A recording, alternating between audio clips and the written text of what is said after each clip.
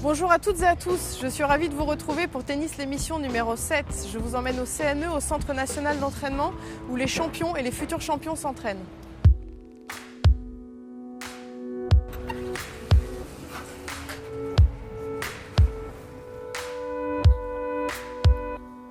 Pour commencer cette émission, on va faire un retour en images sur la qualification de l'équipe de France de Coupe Davis face à l'Espagne.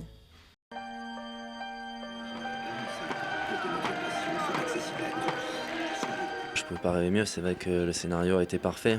Après pour moi le plus important c'était de rapporter ce point, que ce soit en 3-7, en 5-7, c'était pas très important. Ce sont des moments qu'il faut vivre, qui sont des moments uniques. Quand je le voyais craquer, je regardais dans les tribunes, ses parents, tout ça, ce sont des moments précieux. Puis après, bon, il faut aller jouer, et là il a été super, il a fait un match fantastique.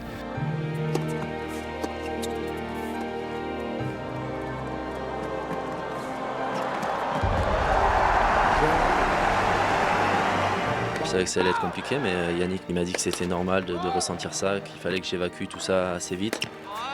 C'est vrai que j'ai fait un mauvais jeu de service avec de doubles fautes, mais dans l'ensemble c'était un bon match et c'est une première sélection, c'est jamais simple, il me l'a rappelé.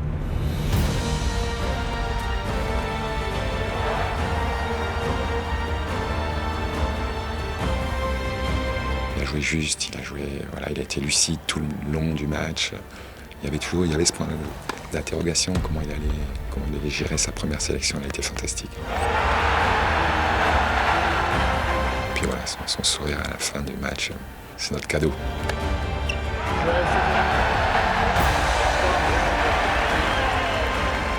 Il y avait mes proches, il y avait toute l'équipe de France, même ceux qui ne jouent pas, qui ne sont pas dans l'équipe, qui m'ont soutenu. De les voir sur le bord du terrain et m'encourager, c'est ça qui m'a vraiment touché parce qu'on passe des bons moments ensemble depuis que je suis arrivé. D'avoir représenté la France devant tout ce public, c'était très fort.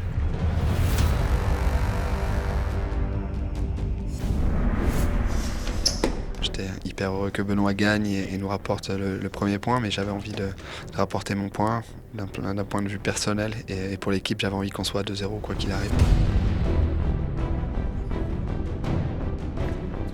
Micho, lui, c'était un match très difficile, un combat incroyable qui s'est joué surtout au mental, ça se joue à très peu de choses.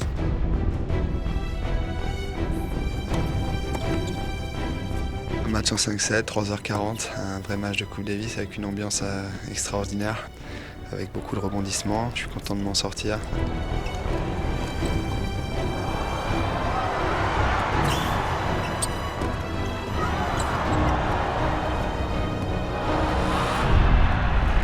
Il a été devant, il a été derrière, et ensuite, à la fin, il a réussi à aller chercher ce match.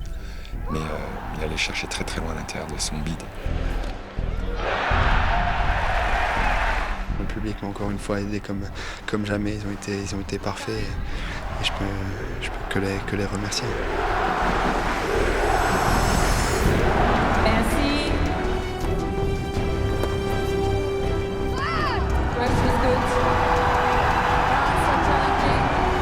Joe vient, Pierre-Hugues vient parce qu'ils ont envie de vivre ces moments avec nous et nous, ça nous touche. Il a été fantastique, je suis trop content pour lui. Donc 2-0, c'est vraiment bien. D'un côté, on a envie de faire des sauts et danser, et puis d'un autre côté, on se dit qu'il reste un point.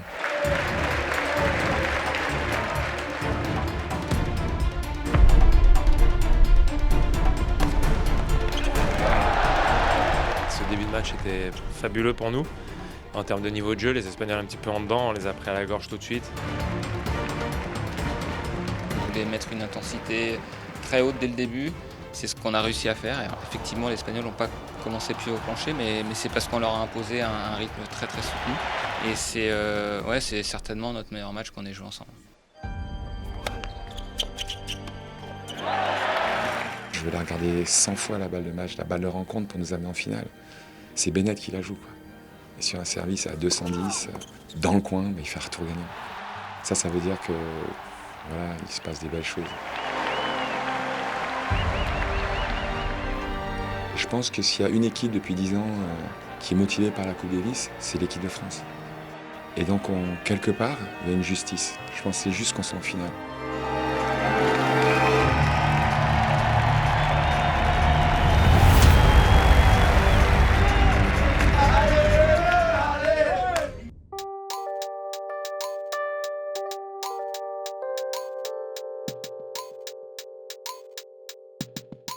Après la Coupe Davis, place aux juniors avec Clara Burel. Et pour nous en parler, on va retrouver Alexandra Fusé, responsable des 10-18 ans. J'imagine, Alexandra, que tu dois être satisfaite avec la finale de Clara Burel à l'US Open. Oui, c'est vrai que ça concrétise pas mal d'années de travail, d'investissement de sa part. Quand je vois son parcours depuis qu'elle est arrivée dans nos structures, elle avait 13-14 ans. Là, c'est un bon moment, mais il y a aussi des moments compliqués et difficiles. On passe et avec elle, c'est une vraie aventure humaine, avec tout son environnement aussi, sa structure d'entraînement, mais aussi sa famille. Comment vous allez continuer à l'accompagner? Quelles sont les prochaines échéances, les prochains objectifs? Là, déjà, elle va partir sur un programme plus sur le circuit professionnel, donc tout ce qui est ITF Pro et WTA, sur des 25 000 $, mais aussi des 15 000 $.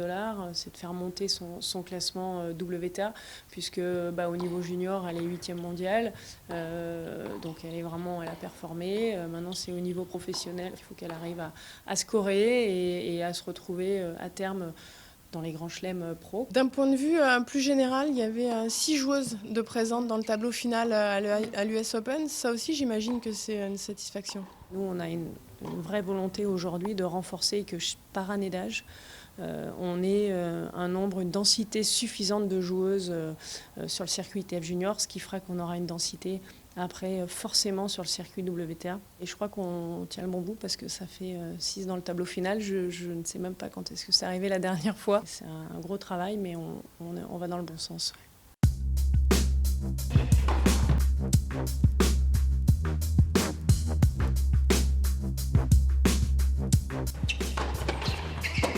Les équipes de France cet été ont été vraiment excellentes puisqu'ils ont été champions d'Europe des 14, des 16 et des 18. Et pour nous en parler, on va retrouver Olivier Soulès.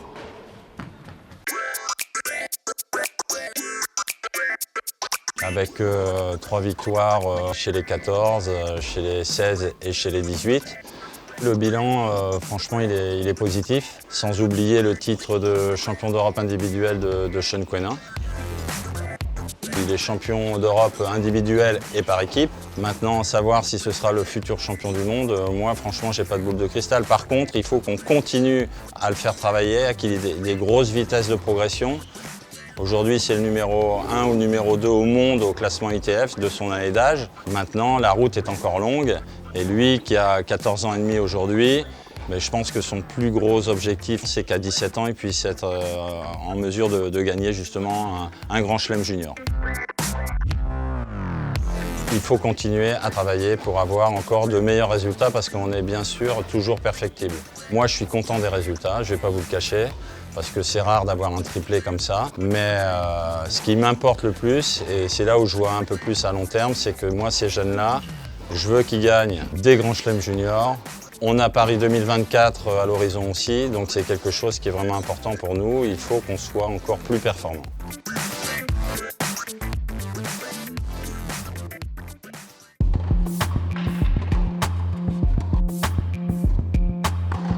Nous sommes sur les cours couverts du Centre national d'entraînement où la jeune génération s'entraîne et je suis en compagnie de Valérie Albaret qui est responsable du parcours U7.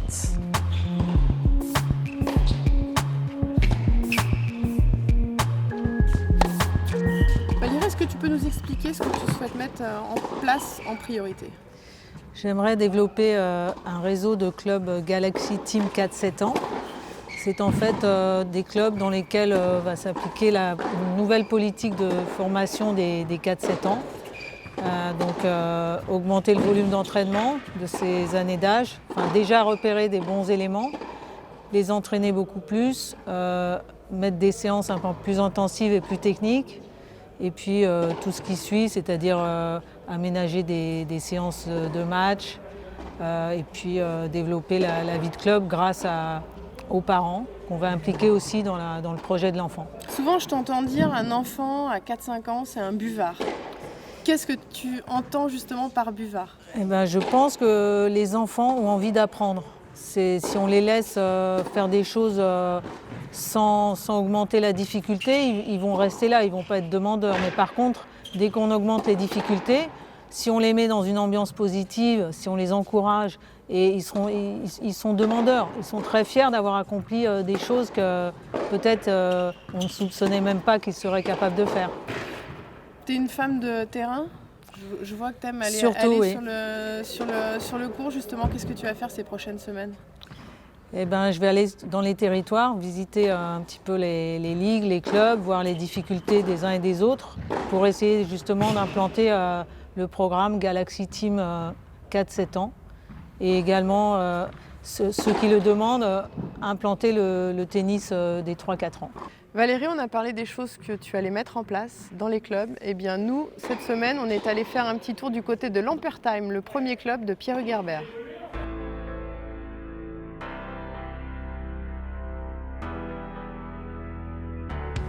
Le club de l'Ampertheim, c'est un club de taille moyenne, on va dire, pour la région de Strasbourg. C'est une petite école de tennis avec beaucoup de petits en devenir, et puis des grands qui continuent jusqu'à 70 ans et plus, et qui s'entraînent encore même. Les ambitions, c'est que tout le monde y trouve son compte, c'est que les compétiteurs les plus acharnés puissent participer à des compétitions au club ou dans les équipes du club, que les petits puissent grandir, et puis surtout que les gens continuent à jouer au tennis, quel que soit leur niveau. Qu'ils soient bons ou pas bons, qu'ils puissent continuer à jouer avec des partenaires qui leur correspondent. C'est un club de potes, c'est un club de famille. Les petits jouent avec les grands, les jeunes jouent avec les moins jeunes. Moi, ce que je viens chercher ici, c'est la bonne ambiance. Moi, c'est les copains que je viens chercher, c'est pas forcément la performance. C'est ici qu'on a appris à jouer au tennis, mon frère et moi. Et mon père enseignait ici, donc il a laissé ses traces aussi, notamment sur les générations suivantes, quoi. J'ai eu Jean Roch, son papa, comme entraîneur de 2002 à 2004. Et j'ai fait un peu d'école de tennis avec lui et j'ai joué en équipe avec sa maman. Il y a des photos partout parce qu'on a fait un petit pot pour la Coupe Davis. Et forcément, alors j'avoue que je voulais les enlever, mais comme vous avez dit que vous passez, je les ai laissés. Tous les samedis, on était avec Jean Roch pendant 1h30 à travailler, qu'il neige, qu'il vente, qu'il pleuve. Après, Jean Roch avait aussi sa façon de faire, donc c'était intensif, mais ça passait quand même bien. Jusqu'à ce qu'ils prennent le chemin du circuit, on était tout le temps, toute la semaine ensemble, aux entraînements, en tournoi. On jouait même quand il y avait des soirées, des barbecues ou des choses comme ça, on était tous les jeunes à rejouer. Même en nocturne, on ne quittait pas le terrain. On sentait qu'il pouvait aller loin, après on ne savait pas jusqu'où. Il est toujours impliqué dans les entraînements, il était toujours là, toujours prêt à regarder les vidéos, toujours à s'entraîner, à faire des matchs. Il était talentueux, ça c'est une chose, mais surtout très travailleur. Je pense qu'on peut dire que c'est un maniaque. Le côté je m'applique et j'y vais à fond et je suis pointilleux jusqu'au moindre détail pour que ça marche. Aux horaires d'entraînement, quand Pierre Hugues joue, en fait, je peux expliquer 50 fois un exercice, finalement on me demande le score de Pierre Hugues. C'est plus ça qui intéresse les gens que l'exercice.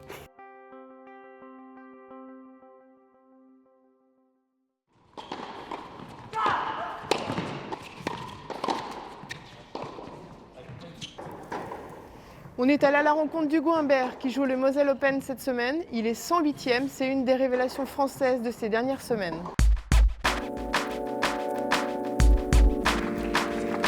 Qu'est-ce que ça fait de gagner un match devant son public comme ça, sûrement sa famille, ses amis C'est juste magnifique parce que je viens ici depuis que je suis tout petit. Et voilà, de pouvoir jouer ici, c'est juste incroyable. Et de passer mon premier tour en Grand Prix ici, c'est encore plus beau. La sensation est juste incroyable à la fin du match, quand tu gagnes, tu réalises pas trop, mais c'est trop beau. Qu'est-ce qui vous reste encore à faire sur la suite de votre programmation et de vos objectifs de fin de saison? Déjà, c'est prendre beaucoup de plaisir, parce que c'est un rêve de gosse de pouvoir faire des tournois comme ça, d'être sur le circuit avec les grands joueurs, de pouvoir s'entraîner avec eux, ça fait progresser, c'est juste magnifique. Après, sur la fin de saison, voilà, je m'approche des 100, donc c'est vrai que c'est un objectif pour moi de pouvoir être dans les 100 pour me qualifier, être directement dans le tableau en Australie l'année prochaine. Donc c'est une motivation, mais bon, je ne me mets pas de pression. Voilà. Je m'étais fixé top 150 cette année, donc de pouvoir rehausser ces objectifs, c'est quand même bien. Avec mon équipe, avec Cédric, Rodolphe et Cyril, on a beaucoup travaillé depuis le début de saison. Bon, maintenant, ça fait déjà 4 ans. Et le travail commence à payer et je pense que ce qui a changé, c'est que je me prends peut-être moins la tête. Donc je me sens plus libéré sur le terrain, j'arrive à penser au jeu, à me focaliser sur la tactique. Et donc sur le terrain, ouais, je me sens libéré et j'arrive à faire de mon match.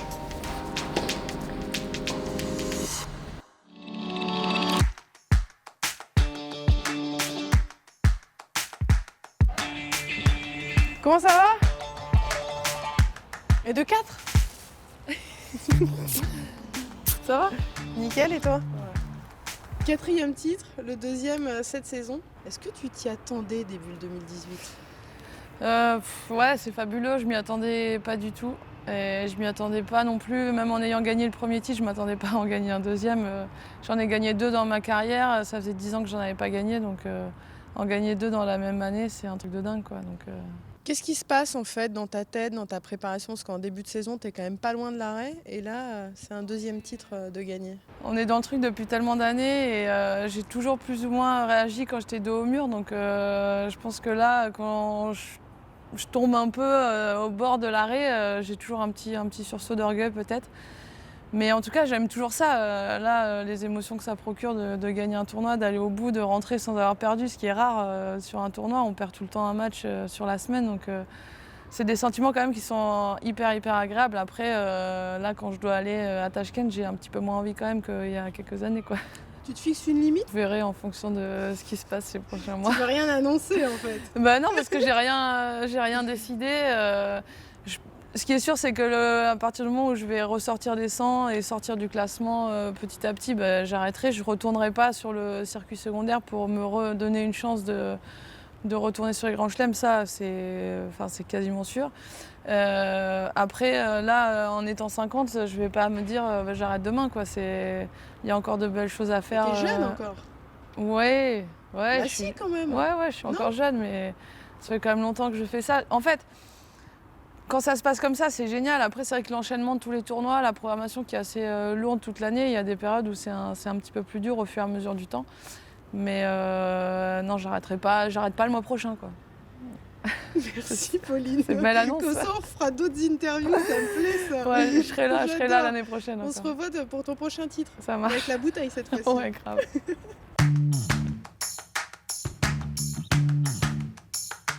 Allez, maintenant je vous emmène dans la salle de muscu. On va retrouver Younes El Anaoui, nouvel entraîneur ici au Centre national d'entraînement. Le Marocain a été 14e mondial au mieux. On va le retrouver, il va nous raconter un petit peu ses prochaines missions.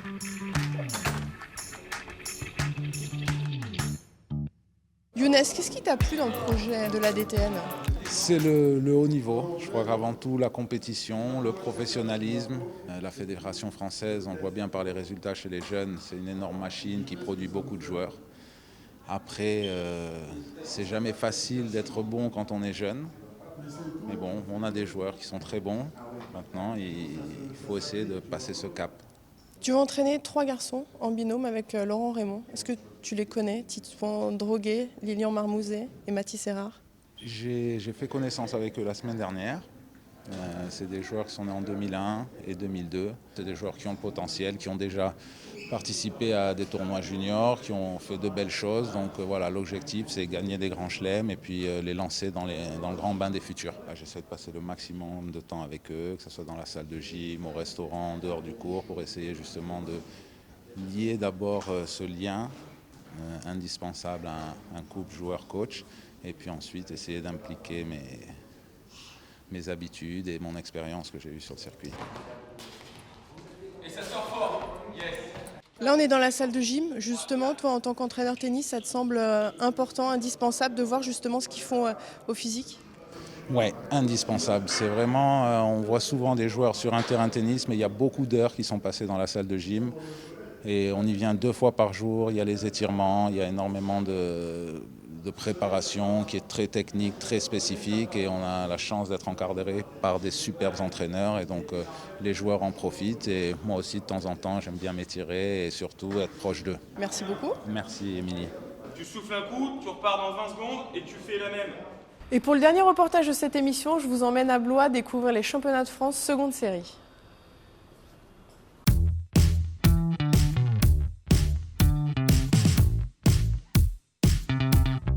Les championnats de France donc, regroupent les vainqueurs des championnats régionaux de ligue.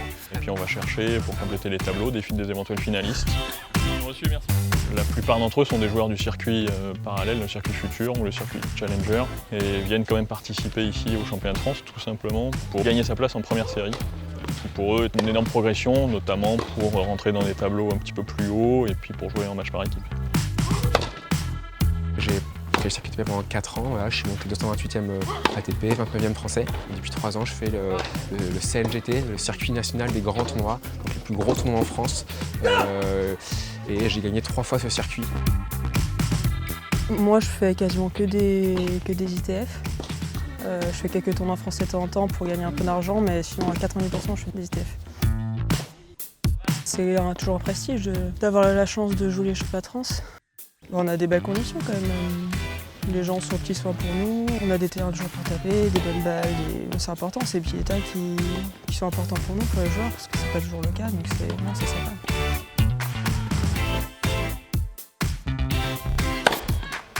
C'est un gros tournoi qui réunit voilà, les meilleurs joueurs français seconde série.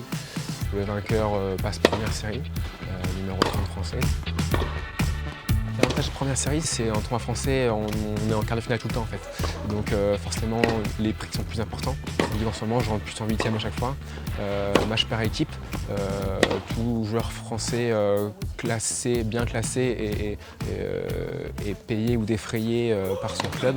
Donc plus le classement est important, mieux on est payé ou défrayé.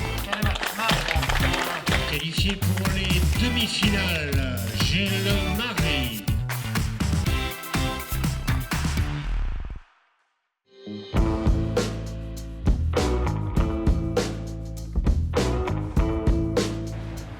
Merci à tous de nous avoir suivis. On se retrouve le mois prochain pour un nouveau numéro.